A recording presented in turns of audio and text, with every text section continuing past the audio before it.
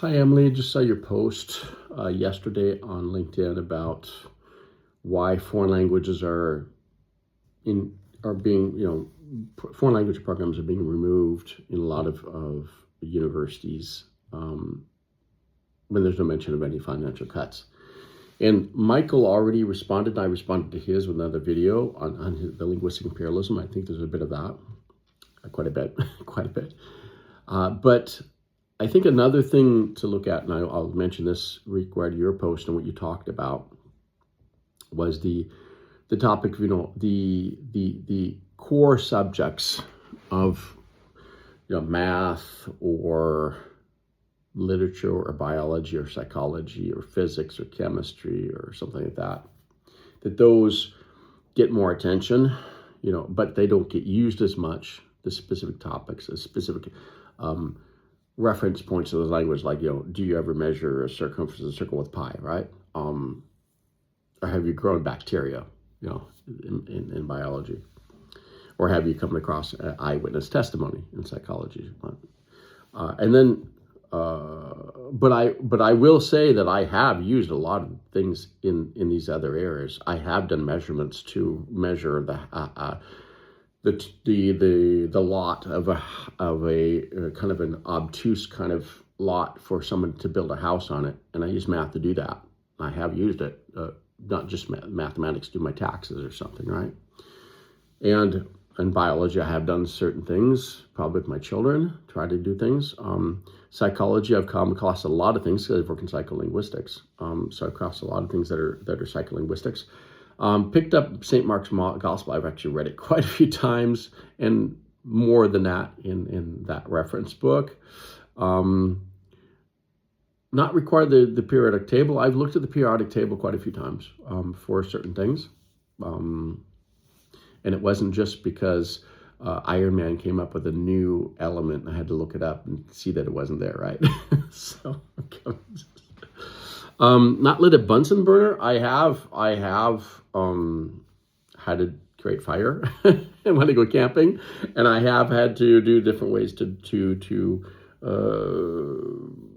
the gas stoves at camping. So I have done other types. So there are other things that I've used around that. So I'm thinking of other things that are related, but not quite the ones that you mentioned, but there can be related that I've used in life too. But not all the time, right?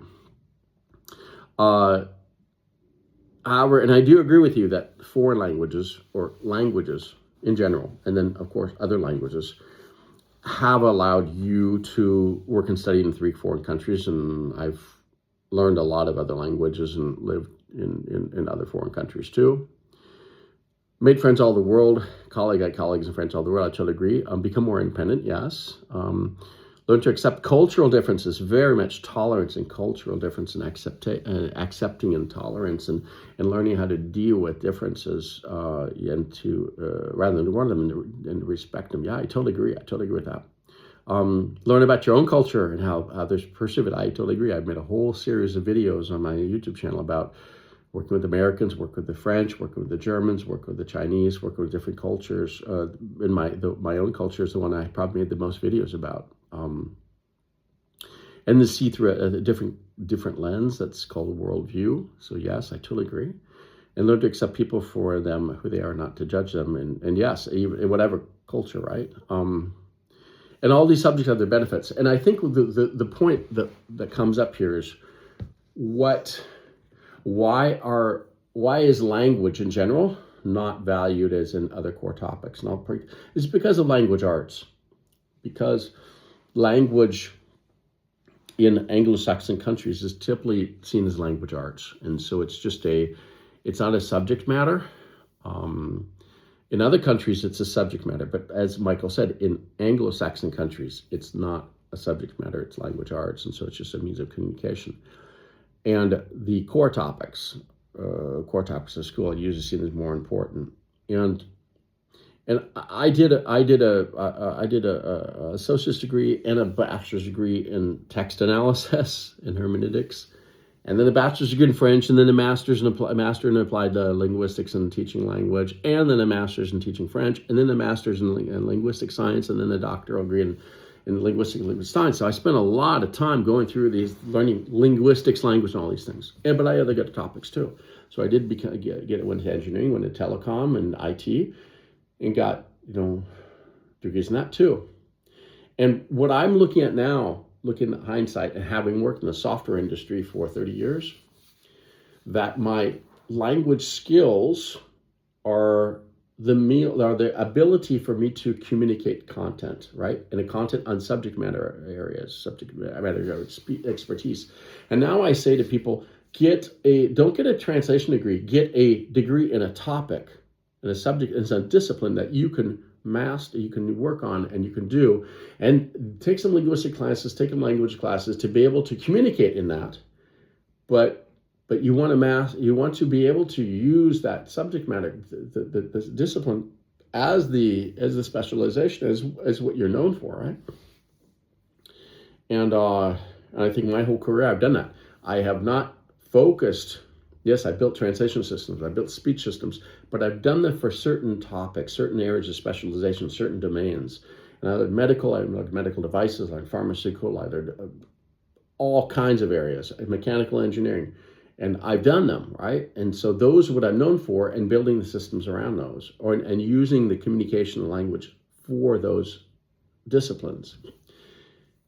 And it's what comes down to the disciplines is what's going to get you a job in general. I think right now, and I'm looking back, that's a language degree, even a translation degree, a linguistics degree is not what I would recommend people to get, because it's hard to get a job in that. Yes, it has a lot of benefits, and yes, it's very beneficial, and yes, it helps us communicate. But in the end, if you want to get a job somewhere in some institution, they're going to want to know what subject matter you've got, right? And unless you're a communications person, you work in communications, or you work in technical writing, or in translation, you're going to need to have a degree that has some kind of discipline, right? And even I think if you work in those other disciplines like technical writing and video content creation and translation and communication, it's good to have a degree in a content in a discipline. That's my perspective looking backward, and where I've been able to use my expertise and all that over 35 years. Well, that's 45 years in general of having done all things, but in 30 years in the software industry, I would not trade it back into actually do. I would have gotten probably degrees in certain disciplines earlier than waiting later. But I was able to do that. And I really loved learning. I'm a sponge. I learn really fast. So that's my kind of personality that is able to just, in 1 year, I am now training customers on that topic, right? On a certain discipline, telecom, or now 1 year I'm doing this thing, and so I can be very have a lot of impact in those subject matter areas, right? But not everybody can do that, and I think that's the issue. And if you remain too general, translators struggle because they remain too general. Technical writers, because they can remain too general if they don't get into a certain area and start working on that and specialize in that. And so I think what happens is people, we can see now that there is an issue of visibility. There's an issue of marketing. There's an promoting the skills in these areas of what I just mentioned, right? And we can see that now people want to use AI to replace technical writers, translators, interpreters, and now it's all the CIOs and the CTOs of companies that are stealing that. And this is stealing the topic and taken away from localization, translation teams, and all that, because these other people from these other core domains of school and business understand the business part of it, know how to sell that and explain it, right? And so they get the funding. And I can see that a lot of people in technical writing, translation, don't know how to promote what they do, and don't know how to sell it, and don't get the funding for it, right? And this is the key. And I'm not the only one saying this. There are a lot of industries. So NIMSD Insights has been saying this for years. Common Sense Advisor has been saying it for years. You can see Slater Comp, they're saying it too. You can see all the people, Thomas Edwards, they've been saying this for years. They're trying to get people to be able to sell what they do in this field, right? And to value it and show the value of it, because because these colleagues that have learned this communication aspect, but haven't been able to translate that, convert it into how it is valuable, as is all these other core domains. This is what causes the issue, and especially people that are working in even more special, like linguistics and language sciences and stuff. Unless you're working in AI, right? If you're working in AI like I am, then it's easy to explain the value of that, right? If you're good at that. So I think it's a complex thing. Like, yeah, I've done it for 10 minutes. This is a much longer topic, and I've talked a lot more about it in my YouTube channel in general on some things of the value of language. I talk about the value of language and how I do it. I've got a few playlists on the value of language, and that's a good thing to start with. How I sell, promote what I do to people that are decision makers that don't understand language communication, right? That's not their thing. It's metrics, statistics, core business, all that, and how to translate into those and convert it into their world and to sell it to them, so they will actually give me projects to work on, right?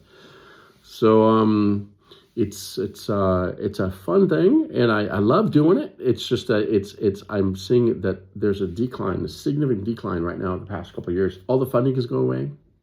Language, linguistics, it's going away. And it's the Anglo-Saxon world that's determining that. And I do agree with Michael about linguistic imperialism. And I've been spending many years working on low resource languages. This is not something that I don't know, and I'm not known for. I'm very known for it. But I'm seeing that we have to kind of reposition it differently and to promote it. So glad to be able to respond to this topic, and go ahead and reach out if you want no more. Have other questions. Thanks.